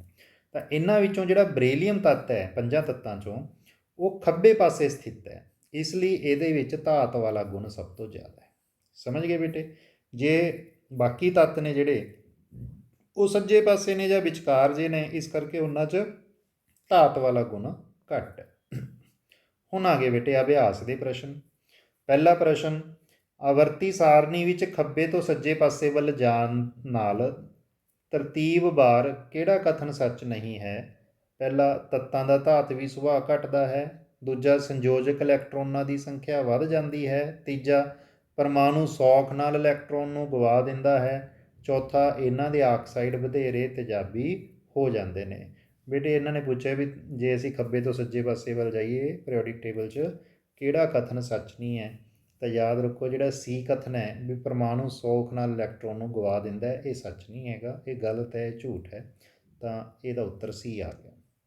ਅਗਲਾ ਪ੍ਰਸ਼ਨ, ਤੱਤ Xl2 ਸੂਤਰ ਵਾਲਾ ਇੱਕ ਕਲੋਰਾਈਡ ਬਣਾਉਂਦਾ ਹੈ ਜੋ ਕਿ ਇੱਕ ਵੱਧ ਪਿਘਲਣ ਅੰਕ ਦਾ ਠੋਸ ਹੈ। ਇਹ ਤੱਤ X ਸੰਭਵ ਤੌਰ 'ਤੇ ਆਵਰਤੀ ਸਾਰਣੀ ਦੇ ਉਸ ਗਰੁੱਪ ਵਿੱਚ ਹੋਏਗਾ ਜਿਸ ਵਿੱਚ ਹੈ ਸੋਡੀਅਮ, ਮੈਗਨੀਸ਼ੀਅਮ, ਐਲੂਮੀਨੀਅਮ ਜਾਂ ਸਿਲੀਕੌਨ। ਠੀਕ ਹੈ, ਤਾਂ ਇਹਦਾ ਉੱਤਰ ਹੈ ਬੇਟੇ ਮੈਗਨੀਸ਼ੀਅਮ, ਬੀ ਮੈਗਨੀਸ਼ੀਅਮ। ਠੀਕ ਹੈ, ਕਿਉਂ? ਕਿਉਂਕਿ ਇਹ ਕਹਿ ਰਹੇ ਨੇ ਵੀ ਇਹ ਤੋਂ ਫਾਰਮੂਲਾ XCl2 ਬਣ ਰਿਹਾ ਹੈ। ਮੈਗਨੀਸ਼ੀਅਮ ਤੋਂ ਵੀ ਫਾਰਮੂਲਾ ਇੱਦਾਂ ਦਾ ਹੀ ਬਣਦਾ ਹੁੰਦਾ MgCl2। XCl2 ਦਾ ਮਤਲਬ ਉਹ ਤੱਤ 2 ਕਲੋਰੀਨਾਂ ਨਾਲ ਜੁੜ ਰਿਹਾ, ਅਤੇ ਮੈਗਨੀਸ਼ੀਅਮ ਵੀ 2 ਕਲੋਰੀਨਾਂ ਨਾਲ ਜੁੜਦਾ, ਇਸ ਲਈ ਇਹਦਾ ਆਨਸਰ ਮੈਗਨੀਸ਼ੀਅਮ ਹੈ। ਠੀਕ ਹੈ। ਤੀਜਾ ਪ੍ਰਸ਼ਨ, ਕਿਸ ਤੱਤ ਵਿੱਚ 2 ਸ਼ੈੱਲ ਹਨ ਅਤੇ ਦੋਵੇਂ ਇਲੈਕਟ੍ਰੋਨਾਂ ਨਾਲ ਪੂਰੇ ਭਰੇ ਹਨ? ਤਾਂ ਇਹਦਾ ਉੱਤਰ ਹੈ ਬੇਟੇ ਨਿਓਨ। ਨਿਓਨ ਦਾ ਪਰਮਾਣੂ ਸੰਖਿਆ 10 ਹੈ, ਇਹਦੀ ਇਲੈਕਟ੍ਰੋਨੀ ਤਰਤੀਬ 2 ਤੇ 8 ਹੈ। ਦੇਖੋ ਪਹਿਲਾ ਸ਼ੈੱਲ ਵੀ ਭਰਿਆ ਹੋਇਆ, ਦੂਜਾ ਵੀ ਭਰਿਆ ਹੋਇਆ। ਫਿਰ ਦੂਜਾ ਪ੍ਰਸ਼ਨ ਪੁੱਛਿਆ ਗਿਆ ਸੀ ਕਿਸ ਤੱਤ ਵਿੱਚ ਇਲੈਕਟ੍ਰੋਨੀ ਤਰਤੀਬ 282 ਹੈ? ਤਾਂ ਬੇਟੇ ਮੈਗਨੀਸ਼ੀਅਮ ਵਿੱਚ ਤਰਤੀਬ 282 ਹੈ ਕਿਉਂਕਿ ਇਹਦੀ ਪਰਮਾਣੂ ਸੰਖਿਆ 12 ਹੈ। ਤੀਜਾ ਪ੍ਰਸ਼ਨ ਸੀ ਕਿਸ ਤੱਤ ਵਿੱਚ ਕੁੱਲ 3 ਸ਼ੈੱਲ ਹਨ ਅਤੇ ਸੰਯੋਜਕ ਸ਼ੈੱਲ ਵਿੱਚ 4 ਇਲੈਕਟ੍ਰੋਨ ਹਨ? ਤਾਂ ਇਹਦਾ ਉੱਤਰ ਹੈ ਬੇਟੇ ਸਿਲੀਕੌਨ। ਪਰਮਾਣੂ ਸੰਖਿਆ 14 ਹੈ, ਇਹਦੀ ਤਰਤੀਬ ਹੈ 284। ਦੇਖੋ ਇਹ 'ਚ 3 ਸ਼ੈੱਲ ਹੋ ਗਏ ਅਤੇ ਸੰਯੋਜਕ ਸ਼ੈੱਲ ਯਾਨੀ ਬਾਹਰਲੇ ਸ਼ੈੱਲ ਵਿੱਚ 4 ਇਲੈਕਟ੍ਰੋਨ ਨੇ। ਠੀਕ ਹੈ ਬੇਟੇ। ਡੀ ਪ੍ਰਸ਼ਨ, ਦੂਜੇ ਸ਼ੈੱਲ ਵਿੱਚ ਪਹਿਲੇ ਸ਼ੈੱਲ ਨਾਲੋਂ ਦੁੱਗਣੇ ਇਲੈਕਟ੍ਰੋਨ ਨੇ। ਕਿਹੜੇ ਤੱਤ ਵਿੱਚ ਦੂਜੇ ਸ਼ੈੱਲ 'ਚ ਪਹਿਲੇ ਸ਼ੈੱਲ ਨਾਲੋਂ ਦੁੱਗਣੇ ਇਲੈਕਟ੍ਰੋਨ ਨੇ? ਤਾਂ ਉਹ ਤੱਤ ਦਾ ਨਾਮ ਹੈ ਬੇਟੇ ਕਾਰਬਨ। ਇਹਦੀ ਤਰਤੀਬ ਹੈ 2-4 ਕਿਉਂਕਿ ਕਾਰਬਨ ਦੀ ਪਰਮਾਣੂ ਸੰਖਿਆ ਨਾ 6 ਹੁੰਦੀ ਹੈ, ਤਾਂ ਤਰਤੀਬ ਹੋ ਗਈ 2-4।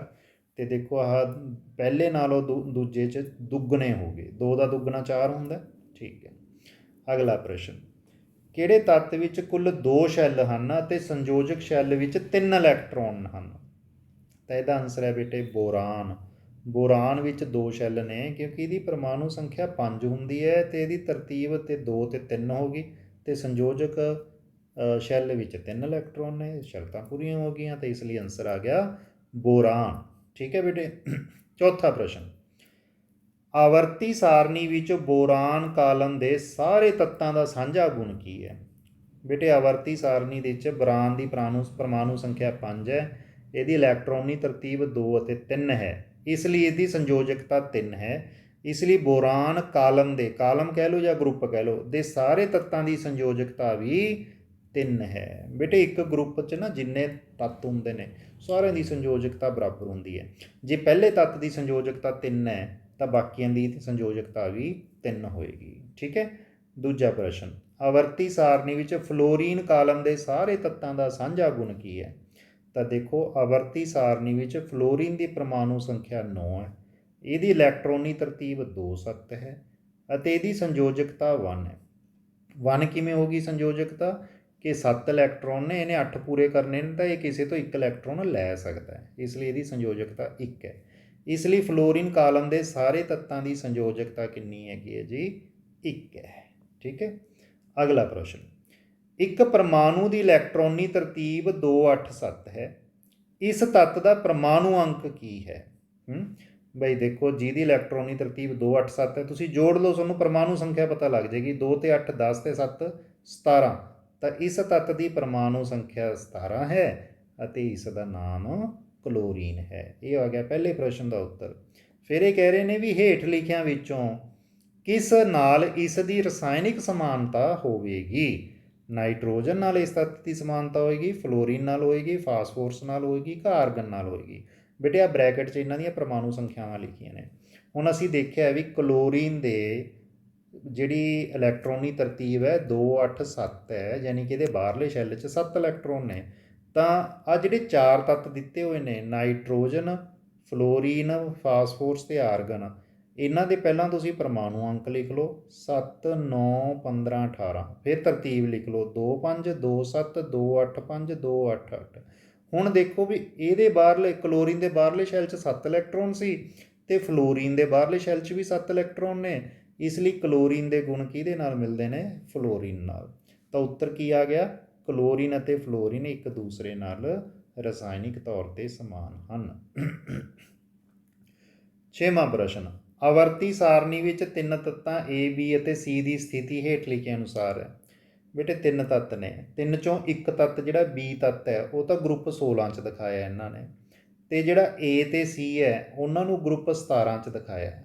ਠੀਕ ਹੈ। ਹੁਣ ਪੁੱਛਿਆ ਗਿਆ A ਧਾਤ ਹੈ ਜਾਂ ਅਧਾਤ, ਤਾਂ ਇਹਦਾ ਉੱਤਰ ਹੈ ਜੀ A ਅਧਾਤ ਹੈ। ਕਿਉਂ? ਕਿਉਂਕਿ ਗਰੁੱਪ 17 ਤਾਂ ਨਾ ਜਮੀ ਸੱਜੇ ਪਾਸੇ ਪਿਆ ਤੇ ਉਹ ਅਧਾਤ ਹੈ। ਠੀਕ ਹੈ। ਫਿਰ ਪੁੱਛਿਆ ਦੱਸੋ A ਦੇ ਟਾਕਰੇ ਵਿੱਚ C ਵਧੇਰੇ ਕਿਰਿਆਸ਼ੀਲ ਹੈ ਜਾਂ ਘੱਟ ਕਿਰਿਆਸ਼ੀਲ ਹੈ? ਤਾਂ ਬੇਟੇ ਜਦੋਂ ਅਧਾਤਾਂ ਦੀ ਗੱਲ ਹੈ ਨਾ, ਨੀਚੇ ਵੱਲ ਆਉਣ 'ਤੇ ਕਿਰਿਆਸ਼ੀਲਤਾ ਘਟਦੀ ਹੈ, ਤਾਂ A ਕੀ ਹੈ? ਵੱਧ ਕਿਰਿਆਸ਼ੀਲ ਹੈ। C ਜਿਹੜਾ ਹੈਗਾ ਉਹ ਘੱਟ ਕਿਰਿਆਸ਼ੀਲ ਹੈ। ਤਾਂ ਸਾਡਾ ਆਨਸਰ ਕੀ ਹੈ? A ਵੱਧ ਕਿਰਿਆਸ਼ੀਲ ਹੈ। ਆਪਾਂ ਉੱਤਰ ਵੀ ਨਾਲ ਨਾਲ ਪੜ੍ਹਦੇ ਹਾਂ। ਦੇਖੋ ਪਹਿਲਾ ਉੱਤਰ ਸੀ A ਅਧਾਤ ਹੈ, ਦੂਜਾ ਉੱਤਰ ਹੈ A ਦੇ ਟਾਕਰੇ ਵਿੱਚ C ਘੱਟ ਕਿਰਿਆਸ਼ੀਲ ਹੈ। C ਘੱਟ ਕਿਰਿਆਸ਼ੀਲ ਹੈ ਦਾ ਮਤਲਬ A ਵੱਧ ਕਿਰਿਆਸ਼ੀਲ ਹੈ। ਠੀਕ ਹੈ ਜੀ। ਅੱਛਾ, C ਪ੍ਰਸ਼ਨ ਸੀ ਕਿ B ਨਾਲੋਂ C ਆਕਾਰ ਵਿੱਚ ਵੱਡਾ ਹੈ ਜਾਂ ਛੋਟਾ? B ਤੇ C ਦਾ ਮੁਕਾਬਲਾ ਕਰਨਾ ਹੈ ਵੀ ਦੋਨਾਂ 'ਚੋਂ ਕਿਹੜਾ ਛੋਟਾ ਹੈ। ਤਾਂ ਬੇਟੇ ਜਦੋਂ ਆਪਾਂ ਸੱਜੇ ਪਾਸੇ ਜਾਂਦੇ ਹੁੰਦੇ ਹਾਂ ਆਕਾਰ ਛੋਟਾ ਹੁੰਦਾ ਜਾਂਦਾ ਹੈ, ਤਾਂ ਇਹਦਾ ਮਤਲਬ V ਦਾ ਆਕਾਰ ਵੱਡਾ ਹੈ ਤੇ C ਦਾ ਆਕਾਰ ਜਿਹੜਾ ਹੈਗਾ ਛੋਟਾ ਹੈ। ਠੀਕ ਹੈ। ਤਾਂ ਇਹੀ ਅਸੀਂ ਉੱਤਰ ਲਿਖ ਦੇਣਾ ਹੈ C। ਦੇਖੋ ਤਾਂ B ਨਾਲੋਂ C ਦਾ ਆਕਾਰ ਛੋਟਾ ਹੈ। ਠੀਕ ਹੈ। ਫਿਰ ਲਾਸਟ ਪ੍ਰਸ਼ਨ ਪੁੱਛਿਆ ਗਿਆ ਸੀ, ਤੱਤ A ਕਿਸ ਪ੍ਰਕਾਰ ਦਾ ਆਇਨ, ਕੈਟਾਇਨ ਜਾਂ ਐਨਾਇਨ ਬਣਾਵੇਗਾ? ਇੱਥੇ ਬੇਟੇ C ਨਹੀਂ ਲਿਖਿਆ ਹੋਇਆ, ਇਹ ਗਲਤੀ ਨਾਲ ਲਿਖਿਆ ਗਿਆ। ਤਾਂ ਹੁਣ ਉੱਤਰ ਹੈ ਤੱਤ A ਇੱਕ ਅਧਾਤ ਹੈ। ਆਪਾਂ ਪਹਿਲਾਂ ਗੱਲ ਕਰੀਏ ਵੀ ਜਿਹੜਾ ਤੱਤ A ਹੈ ਤੇ ਇੱਕ ਅਧਾਤ ਹੈ। ਜਿਹੜਾ ਅਧਾਤ ਹੁੰਦਾ ਹੈ ਉਹ ਹਮੇਸ਼ਾ ਐਨਾਇਨ ਬਣਾਉਂਦਾ ਹੈ। ਠੀਕ ਹੈ। ਯਾਨੀ ਕਿ ਉਹ ਹਮੇਸ਼ਾ ਇਲੈਕਟ੍ਰੋਨ ਨੂੰ ਪ੍ਰਾਪਤ ਕਰਕੇ ਉਹਦੇ 'ਤੇ ਰਿਣ ਚਾਰਜ ਆ ਜਾਂਦਾ ਹੈ। ਠੀਕ ਹੈ। ਦੇਖੋ ਹੁਣ ਉੱਤਰ, ਕਿਉਂਕਿ ਤੱਤ A ਇੱਕ ਅਧਾਤ ਹੈ ਇਸ ਲਈ ਇਹ ਇਲੈਕਟ੍ਰੋਨ ਪ੍ਰਾਪਤ ਕਰਕੇ ਰਿਣ ਆਇਨ ਬਣਾਵੇਗਾ। 7ਵਾਂ ਪ੍ਰਸ਼ਨ, ਨਾਈਟ੍ਰੋਜਨ ਪਰਮਾਣੂ ਅੰਕ 7 ਅਤੇ ਫਾਸਫੋਰਸ ਪਰਮਾਣੂ ਅੰਕ 15 ਆਵਰਤੀ ਸਾਰਣੀ ਦੇ ਗਰੁੱਪ 15 ਦੇ ਤੱਤ ਹਨ। ਇਹਨਾਂ ਦੋਵੇਂ ਤੱਤਾਂ ਦੀ ਇਲੈਕਟ੍ਰੋਨੀ ਤਰਤੀਬ ਲਿਖੋ। ਇਹਨਾਂ ਵਿੱਚੋਂ ਕਿਹੜਾ ਤੱਤ ਵਧੇਰੇ ਰਿਣ ਬਿਜਲੀ ਚਾਰਜ ਹੈ ਅਤੇ ਕਿਉਂ? ਬੇਟੇ ਸਾਨੂੰ 2 ਤੱਤ ਦਿੱਤੇ ਨੇ, ਨਾਈਟ੍ਰੋਜਨ ਅਤੇ ਫਾਸਫੋਰਸ। ਇਹਨਾਂ ਦਾ ਪਰਮਾਣੂ ਅੰਕ ਵੀ ਦਿੱਤਾ ਹੈ। ਇੱਕ ਤਾਂ ਅਸੀਂ ਤਰਤੀਬ ਲਿਖਣੀ ਹੈ, ਬੜਾ ਸੌਖਾ ਹੈ। 7 ਵਾਲੇ ਦੀ ਤਰਤੀਬ ਹੋਗੀ 2 5, 15 ਵਾਲੇ ਦੀ ਤਰਤੀਬ ਹੋਗੀ 2 8 5। ਠੀਕ ਹੈ ਜੀ। ਤਾਂ ਨਾਈਟ੍ਰੋਜਨ 'ਚ 2 ਸ਼ੈੱਲ ਨੇ, ਫਾਸਫੋਰਸ ਵਿੱਚ 3 ਸ਼ੈੱਲ ਨੇ। ਬੇਟੇ ਜਿਹਦੇ ਵਿੱਚ ਜਿੰਨੇ ਘੱਟ ਸ਼ੈੱਲ ਹੋਣਗੇ ਉਹ ਤੱਤ ਓਨਾ ਹੀ ਰਿਣ ਬਿਜਲੀ ਚਾਰਜ ਵਾਲਾ ਹੋਊਗਾ। ਤਾਂ ਇਹਦਾ ਮਤਲਬ ਸਾਡਾ ਉੱਤਰ ਕੀ ਆ ਗਿਆ? ਵੱਧ ਰਿਣ ਬਿਜਲੀ ਚਾਰਜ ਵਾਲਾ ਜਿਹੜਾ ਹੈਗਾ ਉਹ ਨਾਈਟ੍ਰੋਜਨ ਹੈ। ਆਓ ਅਗਲਾ ਪ੍ਰਸ਼ਨ, ਤੱਤਾਂ ਦੀ ਇਲੈਕਟ੍ਰੋਨੀ ਤਰਤੀਬ ਦਾ ਆਧੁਨਿਕ ਆਵਰਤੀ ਸਾਰਣੀ ਵਿੱਚ ਤੱਤਾਂ ਦੀ ਸਥਿਤੀ ਨਾਲ ਕੀ ਸੰਬੰਧ ਹੈ? ਉੱਤਰ, ਆਵਰਤੀ ਸਾਰਣੀ ਵਿੱਚ ਤੱਤਾਂ ਦੀ ਸਥਿਤੀ ਉਹਨਾਂ ਦੀ ਇਲੈਕਟ੍ਰੋਨੀ ਤਰਤੀਬ 'ਤੇ ਨਿਰਭਰ ਕਰਦੀ ਹੈ। ਉਦਾਹਰਨ ਵਜੋਂ ਪੁਆਇੰਟ ਏ, ਕਿਸੇ ਤੱਤ ਦੀ ਇਲੈਕਟ੍ਰੋਨੀ ਤਰਤੀਬ ਤੋਂ ਸਾਨੂੰ ਉਸ ਵਿੱਚ ਮੌਜੂਦ ਸ਼ੈੱਲਾਂ ਦੀ ਸੰਖਿਆ ਪਤਾ ਲੱਗਦੀ ਹੈ। ਸ਼ੈੱਲਾਂ ਦੀ ਸੰਖਿਆ ਤੋਂ ਉਸ ਤੱਤ ਦਾ ਪੀਰੀਅਡ ਨਿਰਧਾਰਿਤ ਹੁੰਦਾ ਹੈ। ਹਾਂ ਬੇਟੇ, ਦੇਖੋ ਕਿਸੇ ਵੀ ਤੱਤ ਦਾ ਜੇ ਤੁਹਾਨੂੰ ਪਰਮਾਣੂ ਅੰਕ ਪਤਾ ਹੋਵੇ ਤਾਂ ਉਹਦੀ ਤਰਤੀਬ ਲਿਖ ਲਓ। ਤਰਤੀਬ ਤੋਂ ਤੁਹਾਨੂੰ ਇਹ ਪਤਾ ਲੱਗ ਜੂਗਾ ਕਿ ਕਿੰਨੇ ਸ਼ੈੱਲ ਨੇ। ਜਿਵੇਂ ਹਾਈਡਰੋਜਨ 'ਚ ਕੇਵਲ ਇੱਕ ਸ਼ੈੱਲ ਹੈ, ਕਾਰਬਨ 'ਚ 2 ਸ਼ੈੱਲ ਨੇ, 2 ਤੇ 4 ਵਾਲੇ, ਹੈ ਨਾ। ਸੋਡੀਅਮ 'ਚ 3 ਸ਼ੈੱਲ ਨੇ, 2 8 ਇੱਕ ਤਰਤੀਬ ਬਣਾਈ ਹੈ ਨਾ, 3 ਸ਼ੈੱਲ ਨੇ। ਜਿੰਨੇ ਸ਼ੈੱਲ ਹੋਣਗੇ ਨਾ ਉਹ ਚੀਜ਼ ਉਸੇ ਪੀਰੀਅਡ 'ਚ ਪਈ ਹੋਊਗੀ। ਜੇ ਹਾਈਡਰੋਜਨ 'ਚ ਇੱਕ ਸ਼ੈੱਲ ਹੈ ਤਾਂ ਇਹ ਪਹਿਲੇ ਪੀਰੀਅਡ 'ਚ ਹੈ। ਜੇ ਕਾਰਬਨ 'ਚ 2 ਸ਼ੈੱਲ ਨੇ ਇਹਦਾ ਮਤਲਬ ਇਹ ਦੂਜੇ ਪੀਰੀਅਡ 'ਚ ਮਿਲੂਗਾ। ਔਰ ਜੇ ਸੋਡੀਅਮ 'ਚ 3 ਸ਼ੈੱਲ ਨੇ ਤਾਂ ਇਹ ਤੀਜੇ ਪੀਰੀਅਡ 'ਚ ਮਿਲੂਗਾ। ਤਾਂ ਇਸ ਤਰੀਕੇ ਨਾਲ ਅਸੀਂ ਦੱਸ ਸਕਦੇ ਹਾਂ, ਸ਼ੈੱਲਾਂ ਦੀ ਗਿਣਤੀ ਕਰਕੇ ਅਸੀਂ ਪੀਰੀਅਡ ਦੱਸ ਸਕਦੇ ਹਾਂ ਕਿਸੇ ਵੀ ਤੱਤ ਦਾ। ਹੁਣ ਤੁਸੀਂ ਦੱਸੋ, ਮੈਂ ਇੱਥੇ ਇੱਕ ਉਦਾਹਰਨ ਲਿਖਤੀ ਕੈਲਸ਼ੀਅਮ, ਇਹਦੀ ਪਰਮਾਣੂ ਸੰਖਿਆ 20 ਹੈ। ਕੀ ਤੁਸੀਂ ਦੱਸ ਸਕਦੇ ਹੋ ਕਿਹੜੇ ਪੀਰੀਅਡ 'ਚ ਹੋਊਗਾ? ਸੋਚੋ, ਲਾਓ ਅੰਦਾਜ਼ਾ। ਅਗਰ ਤੁਹਾਨੂੰ ਪਤਾ ਹੈ ਤਾਂ ਤੁਸੀਂ ਨੀਚੇ ਕਮੈਂਟ ਬਾਕਸ ਦੇ ਵਿੱਚ ਇਹਦਾ ਉੱਤਰ ਵੀ ਲਿਖ ਸਕਦੇ ਹੋ। ਹਾਂ, ਮੈਂ ਤੁਹਾਨੂੰ ਉੱਤਰ ਲਿਖ ਕੇ ਦੱਸਦਾ। ਪਹਿਲਾਂ ਇਹਦੀ ਤਰਤੀਬ ਲਿਖ ਲਓ, 2 8 8 2। ਹੁਣ ਇਹ 'ਚ 4 ਸ਼ੈੱਲ ਨੇ। ਜੇ 4 ਸ਼ੈੱਲ ਨੇ ਇਹਦਾ ਮਤਲਬ ਇਹ ਚੌਥੇ ਪੀਰੀਅਡ 'ਚ ਹੋਊਗਾ। ਤਾਂ ਇਸ ਤਰੀਕੇ ਨਾਲ ਸਾਨੂੰ ਪੀਰੀਅਡ ਪਤਾ ਚੱਲ ਜਾਂਦੇ ਨੇ ਬੇਟੇ। ਦੂਜੀ ਗੱਲ, ਇਲੈਕਟ੍ਰੋਨਿਕ ਵੰਡ ਤੋਂ ਸਾਨੂੰ ਗਰੁੱਪ ਵੀ ਪਤਾ ਲੱਗ ਜਾਂਦੇ ਨੇ ਵੀ ਉਹ ਕਿਹੜੇ ਗਰੁੱਪ ਦਾ ਮੈਂਬਰ ਹੈ।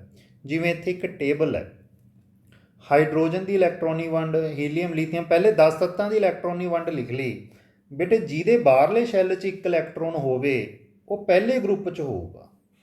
ਜਿਹਦੇ ਬਾਹਰਲੇ ਸ਼ੈੱਲ 'ਚ 2 ਇਲੈਕਟ੍ਰੋਨ ਹੋਣ, ਜਿਵੇਂ ਆਹ ਦੋਨਾਂ 'ਚ, ਉਹ ਦੂਜੇ ਗਰੁੱਪ 'ਚ ਮਿਲੂਗਾ। ਜਿਹਦੇ ਬਾਹਰਲੇ ਸ਼ੈੱਲ 'ਚ 3 ਇਲੈਕਟ੍ਰੋਨ ਹੋਣ ਉਹ 13ਵੇਂ ਗਰੁੱਪ 'ਚ ਮਿਲੂਗਾ। 4 ਵਾਲਾ 14ਵੇਂ 'ਚ, 5 ਵਾਲਾ 15ਵੇਂ 'ਚ, 6 ਵਾਲਾ 16ਵੇਂ 'ਚ, 7 ਵਾਲਾ 17ਵੇਂ 'ਚ ਅਤੇ 8 ਵਾਲਾ 18ਵੇਂ 'ਚ। ਜਿਹਦਾ ਗਰੁੱਪ ਭਰੇ ਹੀ ਪਿਆ ਤਾਂ 18ਵੇਂ ਗਰੁੱਪ 'ਚ ਨੋਬਲ ਗੈਸਾਂ। ਤਾਂ ਇਸ ਤਰੀਕੇ ਨਾਲ ਇਲੈਕਟ੍ਰੋਨੀ ਤਰਤੀਬ ਤੋਂ ਅਸੀਂ ਪੀਰੀਅਡ ਅਤੇ ਗਰੁੱਪਾਂ ਬਾਰੇ ਜਾਣਕਾਰੀ ਪ੍ਰਾਪਤ ਕਰ ਸਕਦੇ ਹਾਂ। ਬੇਟੇ ਹੁਣ ਅਸੀਂ ਇਸ ਚੈਪਟਰ ਦੇ ਅੰਤ ਵੱਲ ਵਧ ਰਹੇ ਹਾਂ। 9ਵਾਂ ਪ੍ਰਸ਼ਨ ਹੈ, ਆਧੁਨਿਕ ਆਵਰਤੀ ਸਾਰਣੀ ਵਿੱਚ ਕੈਲਸ਼ੀਅਮ ਦੇ ਚਾਰੇ ਪਾਸੇ 12 19 21 38 ਪਰਮਾਣੂ ਅੰਕਾਂ ਵਾਲੇ ਤੱਤ ਮੌਜੂਦ ਨੇ। ਇਹਨਾਂ ਵਿੱਚੋਂ ਕਿੰਨਾਂ ਤੱਤਾਂ ਦੇ ਭੌਤਿਕ ਅਤੇ ਰਸਾਇਣਿਕ ਗੁਣ ਕੈਲਸ਼ੀਅਮ ਵਰਗੇ ਹੋਣਗੇ? ਬੇਟੇ ਕੈਲਸ਼ੀਅਮ ਦੇ ਚਾਰੇ ਪਾਸੇ, ਠੀਕ ਹੈ, ਦੇਖੋ ਕੈਲਸ਼ੀਅਮ ਦੇ ਖੱਬੇ ਪਾਸੇ, ਸੱਜੇ ਪਾਸੇ, ਉੱਪਰ ਅਤੇ ਨੀਚੇ 4 ਤੱਤ ਨੇ। ਉਹਨਾਂ ਦੀ ਪਰਮਾਣੂ ਸੰਖਿਆ ਸਾਨੂੰ ਦੱਸ ਦਿੱਤੀ ਹੈ, ਠੀਕ ਹੈ। ਕੈਲਸ਼ੀਅਮ ਦੇ ਉੱਪਰ ਵਾਲੇ ਦੀ ਪਰਮਾਣੂ ਸੰਖਿਆ 12 ਹੈ, ਨੀਚੇ ਵਾਲੇ ਦੀ ਪਰਮਾਣੂ ਸੰਖਿਆ 38 ਹੈ। ਇੱਧਰ 19 ਹੈ ਅਤੇ ਇੱਧਰ 21 ਹੈ। ਹੁਣ ਸਾਨੂੰ ਪੁੱਛਿਆ ਕਿ ਵੀ ਇਹਦੇ ਵਿੱਚੋਂ ਕੈਲਸ਼ੀਅਮ ਦੇ ਗੁਣ ਕਿਹਦੇ ਨਾਲ ਮਿਲਦੇ ਜੁਲਦੇ ਹੋਣਗੇ?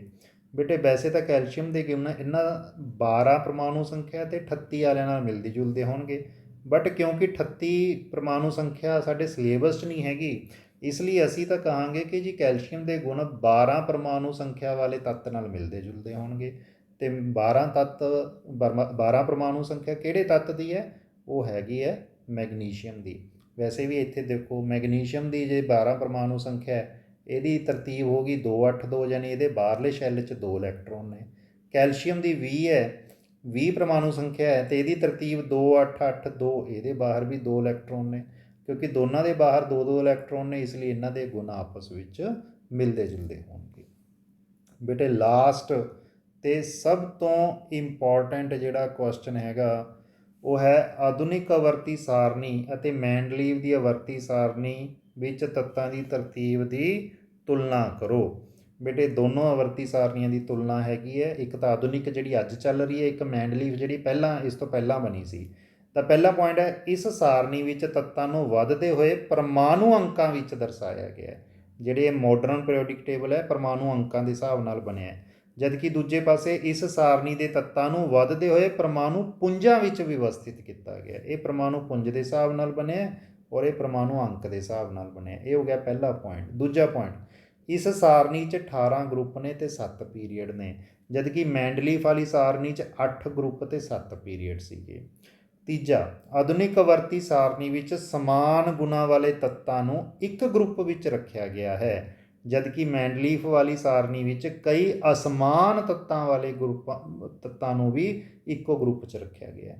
ਚੌਥਾ, ਇਹ ਸਾਰਣੀ ਤੱਤਾਂ ਵਿੱਚ ਆਵਰਤਤਾ ਦਾ ਕਾਰਨ ਦੱਸਦੀ ਹੈ ਵੀ ਤੱਤਾਂ ਵਿੱਚ ਗੁਣ ਕਿਉਂ ਬਦਲਦੇ ਨੇ ਤੇ ਇੱਕੋ ਜਿਹੇ ਗੁਣਾਂ ਵਾਲੇ ਤੱਤ ਰਿਪੀਟ ਕਿਉਂ ਹੁੰਦੇ ਨੇ, ਉਹ ਸਾਰਾ ਇਹ ਕਾਰਨ ਦੱਸਦੀ ਹੈ। ਲੇਕਿਨ ਮੈਂਡਲੀਫ ਵਾਲੀ ਜਿਹੜੀ ਸਾਰਣੀ ਆ ਉਹ ਇਹ ਨਹੀਂ ਦੱਸਦੀ। ਫਿਰ ਪੰਜਵਾਂ ਹੈ, ਇਸ ਸਾਰਣੀ ਵਿੱਚ ਆਈਸੋਟੋਪਾਂ ਦੀ ਸਥਿਤੀ ਕਲੀਅਰ ਹੈ, ਸਪਸ਼ਟ ਹੈ ਸਮਸਥਾਨਕਾਂ ਦੀ, ਜਦਕਿ ਜਿਹੜਾ ਮੈਂਡਲੀਫ ਵਾਲਾ ਹੈ ਉਹਦੇ 'ਚ ਆਈਸੋਟੋਪਾਂ ਦੀ ਸਥਿਤੀ ਸਪਸ਼ਟ ਨਹੀਂ ਹੈ। ਤਾਂ ਬੇਟੇ ਉਮੀਦ ਹੈ ਤੁਹਾਨੂੰ ਇਹ ਸਾਰੇ ਪ੍ਰਸ਼ਨ ਉੱਤਰ ਸਮਝ ਆ ਗਏ ਹੋਣਗੇ। ਇਹ ਵੀਡੀਓ ਤੁਸੀਂ ਬਾਰ-ਬਾਰ ਦੇਖੋ ਤਾਂ ਕਿ ਤੁਹਾਨੂੰ ਸਾਰੇ ਪ੍ਰਸ਼ਨ ਉੱਤਰ ਸਮਝ ਆ ਜਾਣ ਅਤੇ ਪੇਪਰਾਂ ਦੇ ਵਿੱਚ ਤੁਹਾਡੇ ਬਹੁਤ ਅੱਛੇ ਨੰਬਰ ਆਉਣ। ਬੇਟੇ ਇਸ ਤਰ੍ਹਾਂ ਦੀਆਂ ਹੋਰ ਐਜੂਕੇਸ਼ਨਲ ਵੀਡੀਓਜ਼ ਦੇਖਣ ਵਾਸਤੇ ਸਾਡਾ ਚੈਨਲ ਹੈ ਰਾਜਨ ਸਰ ਕੇ ਸਾਇੰਸ ਸੂਤਰ। ਤਾਂ ਬੇਟੇ ਇਹਨੂੰ ਸਬਸਕ੍ਰਾਈਬ ਕਰਨਾ ਨਾ ਭੁੱਲਿਓ ਅਤੇ ਇਹ ਲਿੰਕ ਤੁਸੀਂ ਆਪਣੇ ਦੋਸਤਾਂ ਨਾਲ, ਆਪਣੇ ਰਿਸ਼ਤੇਦਾਰਾਂ ਨਾਲ ਸ਼ੇਅਰ ਕਰੋ ਤਾਂ ਕਿ ਉਹ ਵੀ ਸਿੱਖ ਸਕਣ ਅਤੇ ਪੇਪਰਾਂ 'ਚ ਅੱਛੇ ਨੰਬਰ ਲੈ ਸਕਣ। ਧੰਨਵਾਦ।